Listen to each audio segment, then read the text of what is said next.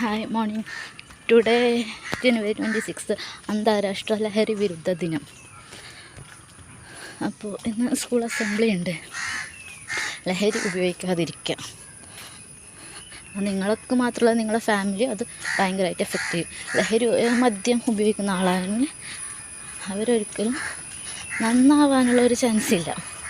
നമ്മൾ എത്ര വർഷം കൊടുത്താലോ എത്ര ടൈം കൊടുത്താലോ അവർ നന്നാവുന്നുള്ളൊരു പ്രതീക്ഷ വേണ്ട. അവരെന്നെ പറയുന്നുണ്ട്, നമ്മളെ സ്വഭാവം നമ്മൾ ഒരിക്കലും മാറ്റില്ല, നിങ്ങൾ വേണമെങ്കിൽ നമ്മളെ വിട്ടിട്ട് പോകാമെന്ന്. അത് തന്നെയാണ് നല്ലതെന്ന് എനിക്ക് തോന്നുന്നത്.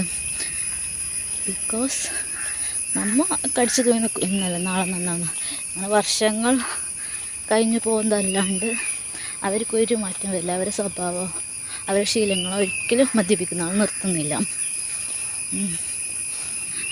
പിന്നെ അത് നമ്മളെ ഫാമിലിനെ ബാധിക്കും, പിന്നെ നമ്മളെ കുട്ടികളെ ബാധിക്കും. മൊത്തത്തിൽ പ്രശ്നമായിരിക്കും.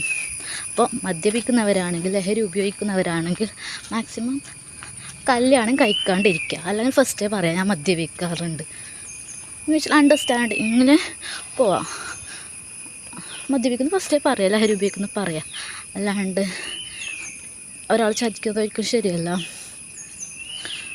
മദ്യപിക്കുന്ന ആൾ അവരുടെ സ്വഭാവം ഒരിക്കലും മാറ്റുന്ന തോന്നുന്നില്ല. ഒരിക്കലും അവർ ശീലങ്ങളൊന്നും ആർക്കും വേണ്ടിയിട്ട് അവർ മാറ്റില്ല. അവർക്ക് ഫാമിലി ലൈഫോ കുട്ടികളോ ഒന്നും ഒരു ഇമ്പോർട്ടൻ്റ് അവർ ലൈഫിൽ കൊടുക്കില്ല. അവരുടെ ശീലങ്ങളിൽ തന്നെ പിടിച്ച് നിൽക്കും. അതുകൊണ്ട് എല്ലാവരും ലഹരി ഉപേക്ഷിക്കുക. ഒരാളുടെ ലൈഫല്ല, മൊത്തം ഫാമിലിൻ്റെ ലൈഫ്, കുട്ടികളുടെ ലൈഫ് എല്ലാത്തിനും ബാധിക്കും അത്. അതുകൊണ്ട് മദ്യപിക്കുന്ന ആളുണ്ടെങ്കിൽ ഫസ്റ്റ് പറയാം. മാരേജിലേക്ക് പോകുന്നതാണെങ്കിൽ ഫസ്റ്റ് പറയാം. അല്ലെങ്കിൽ ഈ ശീലം ഒഴിവാക്കുക, മാരേജോടുകൂടി ഒഴിവാക്കുക. അപ്പോൾ അത്രയും എനിക്ക് പറയാനുള്ളൂ. Okay, by.